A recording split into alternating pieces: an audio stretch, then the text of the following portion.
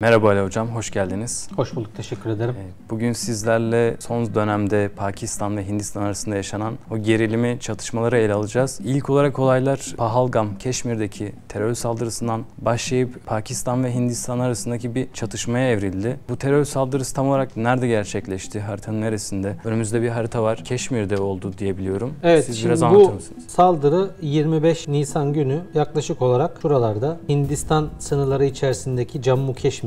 Şimdi Keşmir deyince bizim nereyi anlamamız lazım? Aslında bizim Keşmir deyince buradaki 3 renkli parçayı anlamamız lazım. Kırmızı, mavi ve daha açık olan. Aşağıdaki büyük parça Hindistan kontrolünde. Burası Cammu Keşmir. Yukarısı Azad Keşmir. Burası 1947'deki ilk Pakistan-Hindistan Savaşı'nda Pakistan tarafından Hindistan'dan kurtarılmış Keşmir bölgesinin toprakları. Burası Azad Keşmir. Burası da Aksai Çin olarak geçiyor. Burası da Keşmir bölgesi içerisinde Çin'in kontrol ettiği. Şu yukarıda da hemen bir kırmızı renk Şimdi var. Şimdi bu kırmızı renkli yerde şöyle, tarihi 1963 olması gerekiyor. Bir Pakistan-Çin anlaşması var. Pakistan-Çin anlaşması neticesinde taraflar birbirlerine karşılıklı olarak Keşmir bölgesinden toprak vermek suretiyle burada yeni bir toprak anlaşması yapıldı. Bu kırmızı ve genellikle çöl olan bölgede Pakistan tarafından Çin'e verilen Keşmir topraklarını gösteriyor. Pakistan da bunun karşında Çin'den toprak almıştı. Şimdi Pahalgam'a gelirsek, Pahalgam aşağı yukarı şu kırmızı ile işaretlediğimiz bölgeye gelen, tarihi olarak ta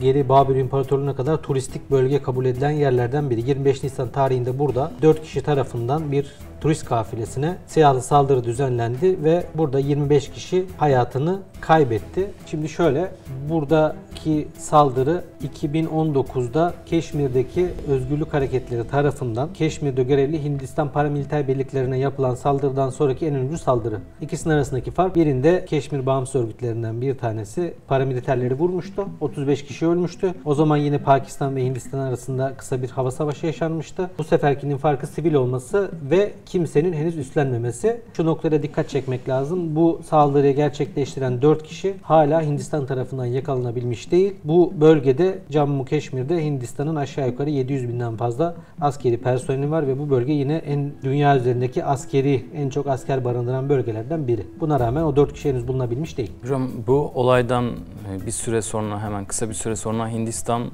Pakistan'a saldırılar düzenledi. Hava saldırıları. Ondan sonra 6-7 Mayıs'ta başlayan o atışmalar daha fazla saldırıyla karşılık buldu. Her iki tarafta birbirine hava saldırıları, topçu saldırıları düzenledi. Olaylar tam olarak harita üzerinden gösterirsek nerede patlak verdi, nerede yaşandı? Pakistan ve Hindistan arasında line of control denilen ateşkes hattı mevcut. Bu ateşkes hattı Pakistan kontrolündeki Azad Keşmir'le Hindistan kontrolündeki Cammu Keşmir'i ayıran bölge. Burası ateşkes kontrol hattı. Kırmızıyla çizdiğim yer. Zaten burada karşılıklı olarak her iki devletin de burada sınır birlikleri, topçu birlikleri, birbirine karşı kullanmak üzere hazırladığı kuvvetler mevcut. Burada zaten 25 Nisan'dan başlamak suretiyle ufak tefek topçu atışları karşılıklı olarak olmuştu ki bu hat üzerinde Pakistan ve Hindistan'ın çatışması için açıkçası herhangi bir sebebiyete gerek yok. Sebebe gerek kalmaksızın her iki taraf mutat aralıklarla burada birbirlerine topçu atışı yapıyorlar. Ancak bu sefer iş daha ciddiye döndü. 7-8 Mayıs gecesi bu bölgede uçaklar kendi hava sahalarında kalmak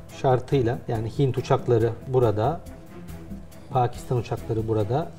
Her iki tarafın, burası çünkü çok önemli. Burada bir sınır hava sahası ihlali yok. Yaşanan hava savaşı Pakistan ve Hindistan Hava Kuvvetleri arasında bu bölgede yaşandı.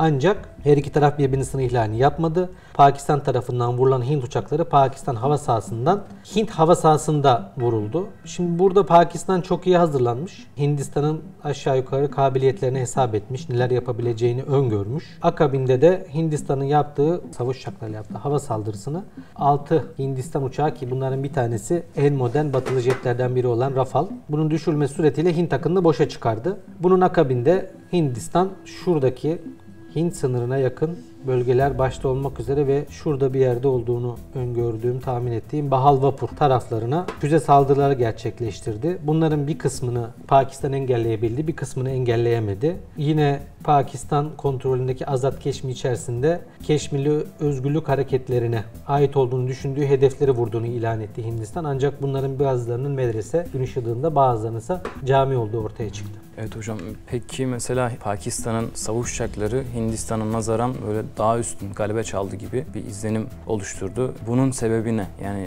bu savaş uçaklarının menşei de daha çok Çin'den kaynaklı.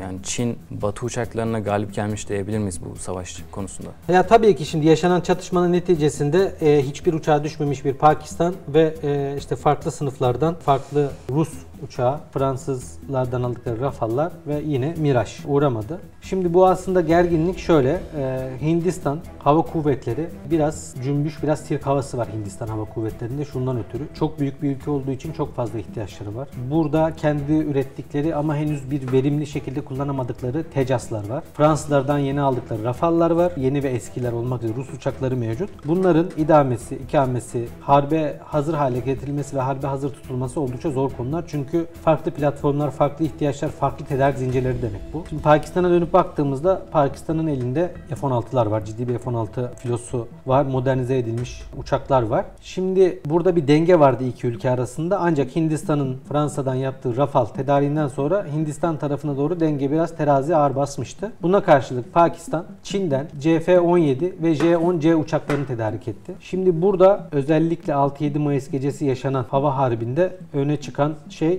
bu uçakların radarları, birbirlerine kadar uzaktan görebildikleri, ilk kimin kimi vurduğu üzerine şekillenmiş durumda. Şimdi eskiden uçaklar birbirine çok yaklaşarak işte dogfight dedikleri it dalaşı şeklinde işte filmlerde de meşhur olan bir it dalaşı söz konusuydu ama artık uçaklar birbirlerini çok uzaklardan görebilme imkanına eriştiler. Bunları da nasıl yaptılar? İşte AESA radar denilen temelde basitçe bir uçağın görüş alanını eski usul radarlara göre çok genişleten, görüş ötesinde örnek olarak vermek gerekirse işte bu AESA radarına sahip olmayan bir uçak en fazla örnek olarak verdiğim rakamlar temsil edilir. 40-50 kilometreye kadar görürken AESA radarlı bir uçak bunun 1,5-2 katı menzile kadar görebilir. Son yaşanan hava savaşında Pakistan'ın Hindistan'a karşı galip gelmesinin aslında asli sebeplerinden biri şu. Pakistan Hava Kuvvetleri çok dinamik bir kuvvet. İhtiyaçlarını çok iyi biliyor. Düşmanının neler yapabileceğini çok iyi biliyor. Düşmanın elindeki sistemlerini çok iyi biliyor. İmkan ve kabiliyetlerinin farkında. Kendi imkan ve kabiliyetlerinin farkında. Örnek olarak Pakistan o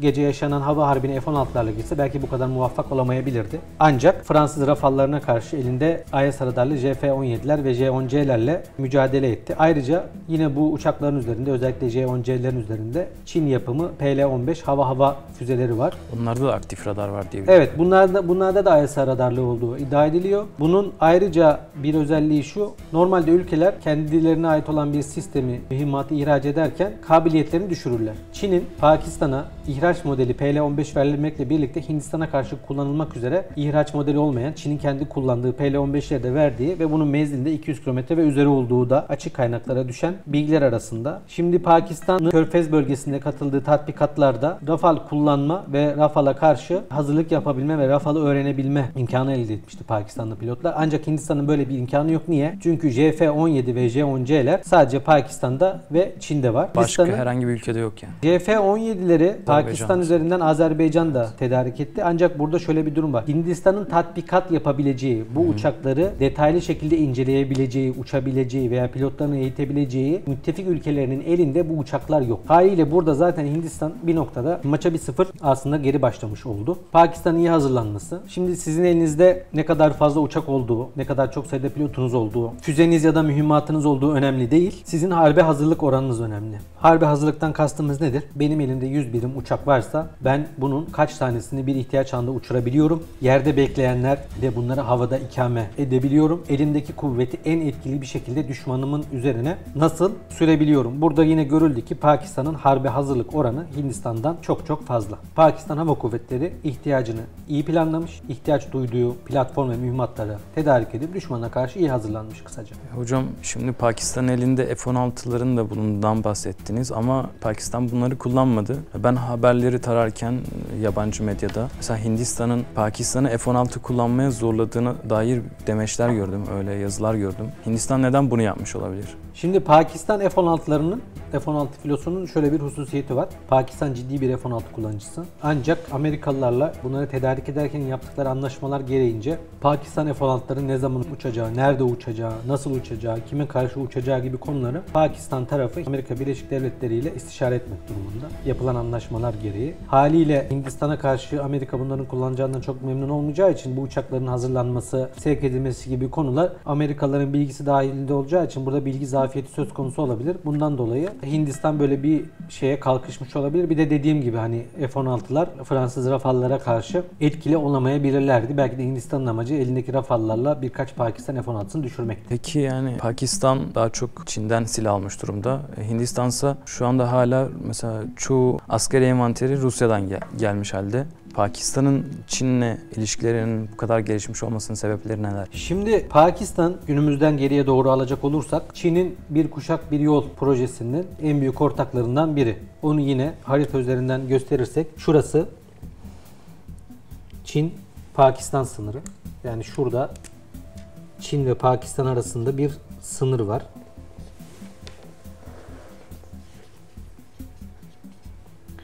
Şimdi belki Türkiye'de birçok insan Pakistan ve Çin'in bir sınır olduğunu bilmeyebilir ya da garipseyebilir. Ancak şurada yapılan programın başında bahsettiğimiz toprak değişimi anlaşmasıyla Çin ve Pakistan sınır komşusu haline gelmiş durumdalar Keşmir bölgesinde. Şimdi bir kuşak bir yolda peki Çin bunu nasıl kullanıyor? Çin şurada Hint Okyanusu'na açılmak için Pasifik'te yaşayacağı bir sıkıntı karşısında. Burada şu hat üzerinde diyebileceğimiz Pakistan'ın kuzeyinden başlayan, güneyine doğru devam eden Çin'in bir yatırım hattı var. Burada otoyollar, tren yolları, maden işletmeleri, havalimanı modernizasyonları gibi konularla kuzeyden güneye Pakistan'da modern bir yol ve ulaşım altyapısı inşa etmiş durumda Çin. Bunun iki amacı var. Birisi buradaki Gwadar limanını kullanmak. Şimdi burada Pakistan için iki önemli liman şehri var. Biri Karachi, eski başkentleri. Biri de Gwadar. Karachi çok kaotik bir yer olduğu için Çin bu yatırımlarını Gwadar'a yapıyor. Yani Çin bütün Çin'i şöyle şuradan düşünürsek burada yaşayacağı Pasifik'ten bağımsız olarak, Pasifik'te ne olduğundan bağımsız olarak Çin kendi batı toprakları üzerinden Pakistan bağlantısını kullanarak Hint Okyanusu'na ama hava, ama karayoluyla, ama tren yoluyla her türlü malzemeyi indirmiş oluyor. Çin'in buraya yatırdığı rakam aşağı yukarı 50 ila 75 milyar dolar arasında değişen rakamlar mevcut. Son dönemdeki Çin-Pakistan stratejik ilişkilerinin bel kemiğini bu proje ve bu projenin Pakistan içerisindeki yatırımları oluşturuyor. Yine aynı şekilde nasıl Pakistan ve Hindistan arasında sorunlar varsa bu sorunlar Çin ve Hindistan arasında da mevcut. Burada burada gördüğünüz üzere bir Hint-Çin sınırı var. Burada Hindistan ve Çin arasında belirli anlaşmazlıklar var. Hatta yine 1960'larda Hindistan ve Çin arasında burada bir savaş var vuku bulan. Hatta enteresan bir şekilde burada o savaşın neticesinde yapılan anlaşmadan ötürü burada ateşli silahlar kullanılamıyor. Böyle dikkatli sosyal medya takipçilerinin hemen gözünün önünde canlanacaktır. Buradaki yüksek tepelerde sınırda görev yapan Çinli ve Hintli sınır birlikleri herhangi bir sıkıntı olduğunda birbirlerine eski usul taş ve sopalarla saldırmak suretiyle sınırlarını koruyorlar. Hindistan'ın Pakistan'ı çok sıkıştırdığı durumlarda Çin de bu bölgelere asker kaydırmak suretiyle Hindistan'ın kuvvetlerini bir merkezde toplamasının önüne geçerek Pakistan'a bu tarafta da bir destek sağlamış oluyor. Son çatışmalardan sonra bir ateşkes yapıldı ama bu ateşkes ne kadar sürebilir? İhlal ederse kim ihlal eder? İstikrarsız bir durum oluşur mu yine iki taraf için? Pakistan ve Hindistan arasında aslında bir barış yok. Zaten ateşkeslerle devam eden yürüyen süreçler var. Şimdi 1947'de Hindistan'ın İngiltere'den bağımsızlığından sonra kurulduktan sonra işte Keşmir özelinde başlayan 1947'de bir savaş var. Bunun neticesinde işte Keşmir ikiye bölünüyor ve Pakistan bir kısmını Keşmir'in ele geçirerek kendisine bağlıyor ve kalan kısım Hindistan'da kalıyor. Bu 1947. Yine 1965'te Keşmir merkezi bir başka savaş yaşanıyor ki o savaşta Lahore, Pakistan'ın en büyük İkinci şehri ki Hindistan'a da en yakın bölge burası. İkinci Dünya Savaşı'ndan sonra modern zamanın gördüğü en büyük tank muharebeleri, zırhlı birlik muharebeleri burada yaşanıyor. Yine bu savaş da sonuçsuz kalıyor. Akabinde 6 sene sonra daha doğuda Bangladeş dediğimiz bugün. Ama o zaman Doğu Pakistan olan ve işte İslamabad merkezli Doğu Pakistan ve Batı Pakistan'ın doğu kısmında çıkan isyanı Hindistan desteklemek ve bizatihi ordusunu göndermek suretiyle oradaki Pakistan birliklerini mağlup ederek oranın Pakistan'ın ayrılmasına sebebiyet veriyor. Devamında 1999'da Kargil, Himalaya tepelerinde yine bir savaşları var. Neticesiz kalan. Şurada küçücük bir parça var. Şimdi onu da şöyle gösterelim. Burası Siachen buzulu. Burada biraz Hindistan'ın talih Hindistan'dan yana olmuş. 1980'lerde buraya bir keşif kolu gönderiyorlar. Aynı dönemde Pakistan da bir keşif kolu gönderiyor. Ama Pakistan hazırlıklarından şöyle haberdar oluyorlar. Bu kadar yüksek rakımda ve soğuk iklimde giyilecek malzeme tedariğini Londra'dan yaptıkları için her iki taraf Pakistan tarafının tedariğinden Hindistan tarafı haberdar oluyor. Ve biraz daha elini çabuk tutmak suretiyle bu bölgeyi Siachen buzulunu ele geçiriyor. Aslında burası çok yüksek tepelerden oluşan, çok engebeli arazi ve burada buzullar mevcut. Burada yaşam idame etmek çok zor. Her iki devlet de ciddi fedakarlıklar yaparak burada asker bulunduruyor. Belki bu coğrafyada başka iki devlet olsaydı Siachen buzuluyla alakalı kimsenin bir şeyi olmazdı. Ama buradaki buzulları da önemli bir kısmını Hindistan kontrol ediyor. Son çatışmalarda önce de zaten şurada az evvel en başta çizdiğimiz ateşkes kontrol hattında zaten yılda defalarca yüzlerce kez sınır ihlali, ateşkes ihlalleri oluyor her iki tarafın birbirine top çatışlarıyla. Bu son ateşkesin daha kırılgan olmasının sebebi şu. Hindistan ciddi bir mağlubiyet yaşadı burada. Halkına verebileceği bir hikaye yok halkı yatıştırmak için. Aralık ayında Hindistan'ın Bihar eyaletindeki Hindistan'ın büyük eyaletlerinden biri eyalet seçimleri var. Burada Hindistan Başbakanı'nın seçimi kazanması lazım ki yani eyalet seçimleri merkezi yönetime de etki eden bir unsur. Hindistan halkına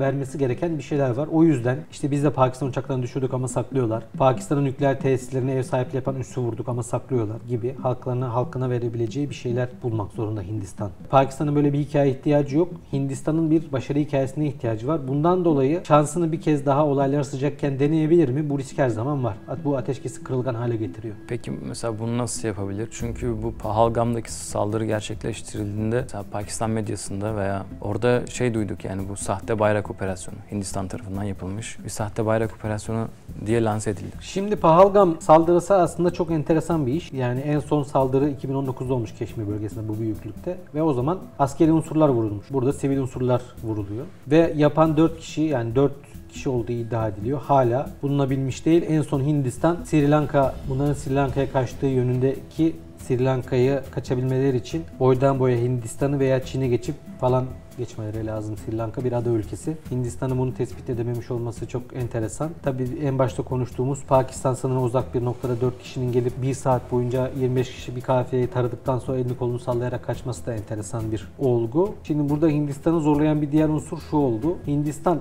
2019'daki saldırıdan sonra paramiliterlerin vuruldu. O zaman Pakistan'a karşı uluslararası camiayı arkasına alabilmişti. Ancak bu sefer alamadı. Bunun en başta sebeplerinden bir tanesi Hindistan istihbaratının okyanus ötesinde gerçekleştirdiği operasyonlar. İşte bunların en meşhuru en son yaptıkları Kanada'da bir Sih aktivistin bizatihi Hindistan istihbarat tarafından infaz edilmesi. Hatta bundan dolayı Pakistan ve Kanada ilişkileri askıya alınmış durumda. Bundan dolayı arkasında bir uluslararası camiayı da saldırı üzerindeki soru işaretlerinden dolayı da kimseyi toparlayamadılar. Üstüne üstlük bir de mağlup oldular. Bu bir işte false flag dedikleri tarzdan bir inside job dedikleri işte içeriden bir iş midir? Yoksa hakikaten bir terör saldırısı mıdır? Bunlar için işte teyide ihtiyacımız var, bilgiye ihtiyacımız var, belgeye ihtiyacımız var. Ama tabi burada birçok soru işareti mevcut. Şimdi Hindistan neye bahane edebilir? Belki işte sınırdaki birkaç küçük ihlalden sonra Pakistan tarafının yapacağı birkaç topçu atışına misliyle mukabele etmek suretiyle tansiyonu yükselterek yeni bir saldırıya girişebilir. Bunlar bu bölge için çok normal şeyler. Hocam genelde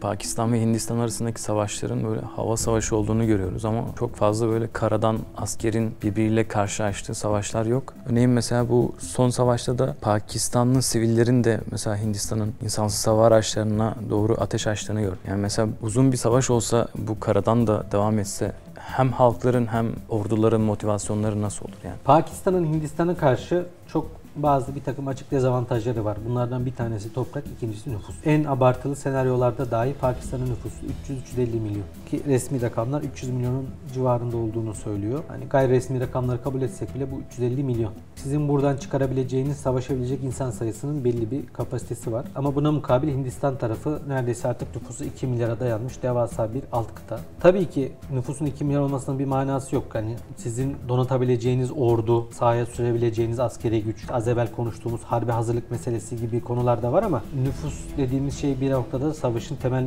taşlarından biri. İşte savaşacak askeriniz var mı, düşmanınızı atacak mühimmatınız var mı noktasında işte bu özellikle Rusya-Ukrayna savaşı ile beraber ortaya çıkan bir olgu. Özellikle son çatışmaların bir kara savaşına dönüşmemesinin tabii sebepleri var. Her iki taraf tansiyonu yükseltmek istemiyor ama 1947'de, 1965'te, 1971'de Doğu Pakistan'la 1999 Kargil'de kara birlikleri az evvel işte bahsettik. 1965'te modern zamanın en büyük zırhlı araç ve tank muharebelerinden biri yapıldı bu coğrafyada. Bu bölge işte Hindistan-Pakistan sınırı ki işte burası Pencap eyaleti. Enteresan bir şekilde burası da Pencap. İşte burası da Pencap. Çünkü bu bereketli şurası işte şurada gölen yine Hindistan'la Pakistan arasında ayrı bir sorun olan Indus surayla beslendiği için bu coğrafyanın bereketli toprakları burası ama işte İngilizler burayı bölerken yine harita üzerinde demografiyi göze almadan kendi geleceğe müzahir emperyalist çıkarları uğruna kendi tırnak içerisinde kafalarına göre böldükleri için bu bölgedeki işte sorunlar bitmiyor ama işte her iki tarafta Pencabi örneği. Şimdi burada bir kara savaşının yaşanması için öncelikle bazı bir takım şeylerin gerçekleşmesi lazım. Bu nedir? İşte şimdi Hindistan havadan saldırmayı tercih etti ama hava muharebesinde sorun yaşadı. Mağlubiyet yaşadı. Şimdi Pakistan tercih etmedi ancak aynı pozisyonda Hindistan'ın Pakistan'ı havada mağlup ettiği ve bir gecede 6 uçağın düşürdüğü senaryoda Hindistan hiç kimseyi beklemeksizin Pakistan'a büyük bir saldırı başlatırdı. Pakistan toparlanmasına fırsat vermeden aynı şeyi Pakistan tercih etmedi. Tansiyonu düşürdü. Havada Hindistan kara birliklerinizi de korumanız lazım. Şimdi hava gücünüz